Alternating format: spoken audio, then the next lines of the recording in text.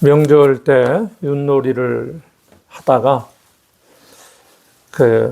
특히 윷놀이판을 성경의 인물로 이렇게 바꿔서 윷놀이판을 작성하다가 문득 눈에 띈 게 이 본문에 나오는 골리앗을 만난 이 다윗의 이야기입니다. 이 이야기를 생각을 해보다가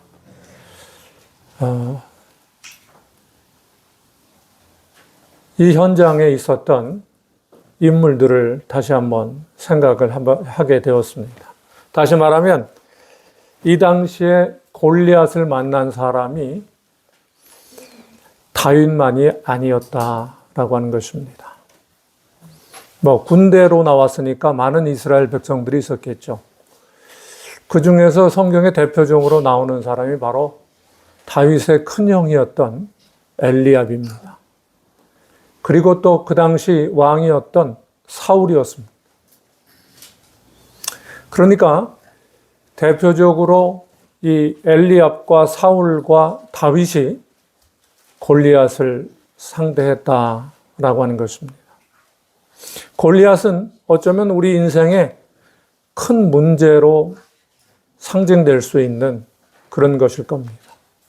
그러니까 한마디로 말하면 우리가 인생에서 큰 어려움을 당했을 때 어떤 사람은 엘리압처럼 대항하고 어떤 사람은 사울처럼 대항하고 어떤 사람은 다윗처럼 대항한다라고 하는 것입니다. 그럼 과연 우리가 인생의 어려운 문제를 만났을 때 우리는 과연 엘리압처럼 살아가느냐, 사울처럼 살아가느냐, 다윗처럼 살아가느냐, 그것을 하나님이 우리에게 묻고 계시는 것이라고 볼 수 있습니다. 자, 제일 먼저 엘리압을 한번 생각해 보겠습니다. 엘리압은 다윗의 제일 큰 형이었습니다. 사실 얼마 전에 선지자가 찾아와서 사울의 뒤를 이을 앞으로 왕을 뽑을 때에 다들 엘리압을 생각했었을 겁니다. 그럼에도 불구하고 가장 키도 작고 볼품없던 다윗이 기름 부음을 받고 하나님의 선택을 받게 되니까 엘리압이 받았을 그런 상처가 아마도 컸을 것입니다. 그런 상황에서 막내인 이 다윗이 골리앗을 상대한다고 나섰으니 엘리압 입장에서는 정말 분노가 치밀어 오르는 그런 상황이었을 것입니다. 자, 이런 상황에서 엘리압은 얘기합니다. 야, 너 참 교만하다. 가서 양이나 치고 있을 것이지 여기는 왜 왔느냐? 구경하러 왔니? 라고 비아냥대는 그 모습이 성경에 고스란히 나옵니다. 자, 마귀는 흔히 자중질환을 노리는 경우가 많이 있습니다. 가장 가까운 사람들 안에서 뭔가 문제가 생기게 하는 경우가 굉장히 많습니다. 그래서 특히 형제지간에 뭔가 작은 것들로 인해서 문제가 생겨서 그걸로 인해서 큰 문제가 돼서 사실상 절교하고 인연을 끊는 경우도 사실상 많이 있습니다. 바로 마귀가 엘리압을 통해서 이런 자중질환을 노리는 그런 모습을 볼 수가 있습니다. 그럼 엘리압이 왜 그랬겠습니까? 시기심이죠. 시기심. 이유는 시기심. 내가 저놈보다 훨씬 난데 내가 왜 이런 대우를 받아야 되느냐. 그리고 저놈이 뭐라고 여기 왔느냐. 나도 지금 골리앗 때문에 좀 어려움을 겪고 있는데 이 동생이란 놈이 와서 무슨 약 올리는 거냐 라고 그는 이야기합니다. 자, 이때 가만히 생각해 보면 엘리압은 다윗 이놈이 이제는 기름 부음 받고 나서 이제 전쟁에서 뭔가 공을 세워보려고 하는 거 아니냐, 출세욕에 가득한 놈 아니냐, 이렇게 생각을 했던 거죠. 왜 그렇겠어요? 뭐 눈에는 뭐가 보인다고? 엘리압이 그런 출세욕에 가득했기 때문이다 라고 하는 것입니다. 자, 이때 우리가 주목해야 될 게 뭐냐면, 신앙인은 인생의 골리앗으로부터 도전을 받을 때에 정말 순수한 믿음으로 이걸 이겨내 보려고 했을 때 여기저기서 비방하는 목소리, 정말 힘들게 하는 사람들이 있는데 그들이 대부분이 내가 잘 모르는 사람이 아니고 내가 너무도 잘 아는 가족, 형제들일 경우가 너무나 많이 있다라고 하는 것을 분명하게 보여줍니다. 뭔가 자기들의 돈과 또 뭐 권력이나 자기들에게 도움되는 것을 얻기 위해서 득달같이 모여들고 득달같이 나에게 욕하고 비난하고 하는 그런 형제들, 가족들이 너무나 많이 있다는 것입니다. 자, 이때 다윗은 이들에게 대꾸하지 않습니다. 엘리압에게 대꾸하지 않습니다. 딱 한마디만 하고, 제가 뭐 이유가 없겠습니까? 여기 온 이유가 다 있겠죠. 하고 딱 얘기를 하고 일체 얘기를 하지 않습니다. 왜? 다윗은 이것의 이 모든 상황의 문제, 또 형인 엘리압을 움직이는 것이 마귀임을 알았기 때문입니다. 그래서 마귀는 대적해야 되지만 형제들과 대적하지 않는다. 오히려 나중에 보면 불쌍히 여기는 그런 모습을 보여주고 있습니다. 이 점은 우리에게도 상당히 중요합니다. 우리가 형제들 간에 또 가족들 간에 어떤 다툼이 있을 때 대부분 마귀의 역사가 많이 있다라고 하는 것을 알아야 됩니다. 그래서 오히려 그 가족들을 위해 기도해주고 또 불쌍히 여겨주고 또 그들을 미워하지 않는 그런 모습이 우리에게 꼭 필요함을 다윗은 보여주고 있다라고 하는 것입니다. 자, 두 번째 등장하는 사람이 바로 또 사울입니다. 자, 사울은 어떤 사람이냐? 우리보다 정말 머리 하나가 더 있고 거기에 엄청나게 큰 데다가 얼굴도 엄청나게 잘생겼습니다. 사실 이스라엘 백성들이, 자, 우리도 다 옆에 있는 다른 나라처럼 문제가 생기면 왕이 딱 나와가지고 해결을 딱 해줄 수 있는 그런 왕이 필요합니다. 멋진 왕이 필요합니다. 그랬거든요, 하나님께. 그래서 하나님이 정말 멋진 왕을 뽑아주셨어요. 키도 엄청나게 크고 이 지역에서 가장 잘생긴 사람을 딱 뽑아준 거예요. 그게 누구예요? 사울이에요, 사울.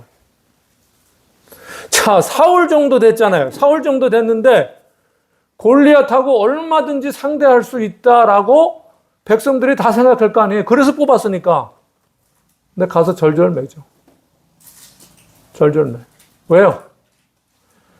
자기는 이때까지 자기보다 큰 사람을 못 본 거예요. 그런데 딱 막상 와서 딱 봤더니 자기보다 훨씬 더 큰 사람이 딱 나타나는 거예요.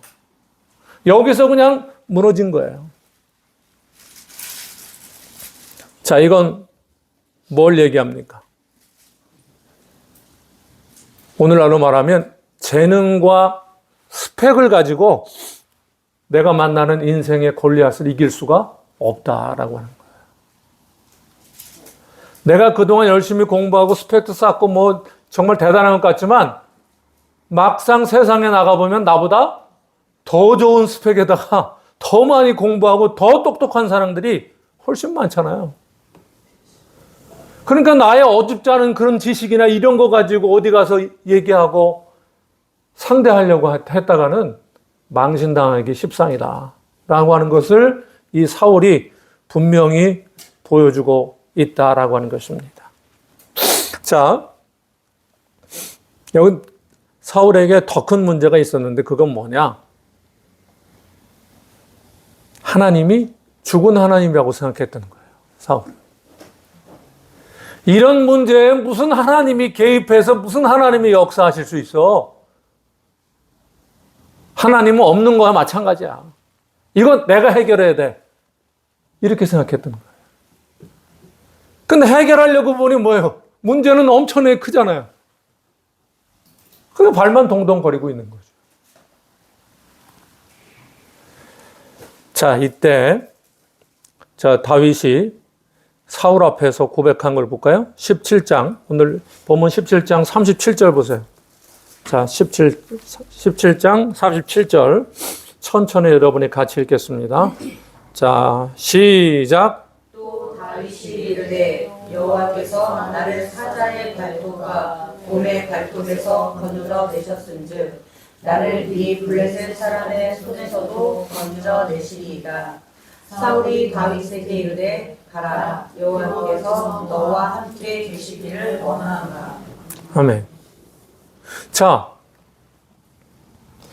엘리압과 그렇죠? 사울과 다윗이 결정적으로 다른 게 뭐냐라고 하는 게 이 본문에 나타난 거예요. 자, 다윗은 키도 작고 사울은 더 못생겼고 내세울 게 없는 사람이에요. 왜? 양치기예요, 양치기. 그런데 하나님은 요 다윗을 딱 선택을 하신 거예요. 왜 그럴까요? 우리 37절이 답이에요. 다윗은 일상에서 하나님을 경험했던 거예요. 어떤 경험이에요? 양치기를 해야 되니까. 그렇죠? 사자도 상대해야 되고 곰도 상대해야 될 거 아니에요. 걔네들이 양을 물어 갈 수 있으니까. 그걸 지키려고 하다 보니 또 그들이 직접 다윗을 물어버릴 수도 있잖아요. 죽을 수도 있잖아요. 그러니까 그 일상의 그 삶의 현장이 다윗에게는 기도의 현장인 거예요. 하나님을 만나는 체험의 현장이었던 거예요. 매 순간순간 일상에서 야, 하나님이 오늘도 도우시지 않았으면 오늘도 힘들었겠다. 감사하지 않을 수가 없는 거예요. 그러니까 이렇게 일상 속에서 하나님을 경험했던 다윗이기 때문에 골리앗 앞에 서서도 당당할 수가 있었던 거예요. 이게 매우 중요하다라고 하는 것이죠. 그러니까 엘리압이나 사울에서 볼 수 있는 어떤 나의 외적인 대단함, 혹은 스펙이라든지, 똑똑하다든지, 이런 것들이 별 의미가 없어요. 중요한 건 뭐냐? 과거에 내가 어땠느냐가 중요한 게 아니라 오늘 내가 누구의 도움을 받고 있느냐라고 하는 게 중요하다라고 하는 거예요. 하나님의 영, 성령에 의해서 계속 도움을 받고 있는 다윗. 그러니까 현재 가장 강한 사람이 될 수 있었던 거예요. 왜? 현재 하나님과 가장 친밀한 사람이니까. 우리도 마찬가지예요. 내가 아무리 어제까지 힘들고 어려웠더라도 오늘 하나님을 붙들 수 있고 정말 제대로 의지할 수 있으면 오늘 내가 가장 강한 사람이 되는 거예요. 내가 뭐가 있어서가 아니라 하나님 때문에. 이게 지금 중요한 거죠. 다윗에게는 골리앗이라는 그 정말 대단한 그 삶의 문제, 이게 내 눈에 보이는 삶의 현실이 아니라 뭐가 현실이었어요? 살아계신 하나님이 삶의 현실인 거예요. 지금 아무리 문제가 있어도 하나님이 나를 도와주실 수 있다라고 하는 이 믿음, 이게 다윗의 삶의 현실이었던 거예요. 그러니까 문제가 되지 않는 거예요.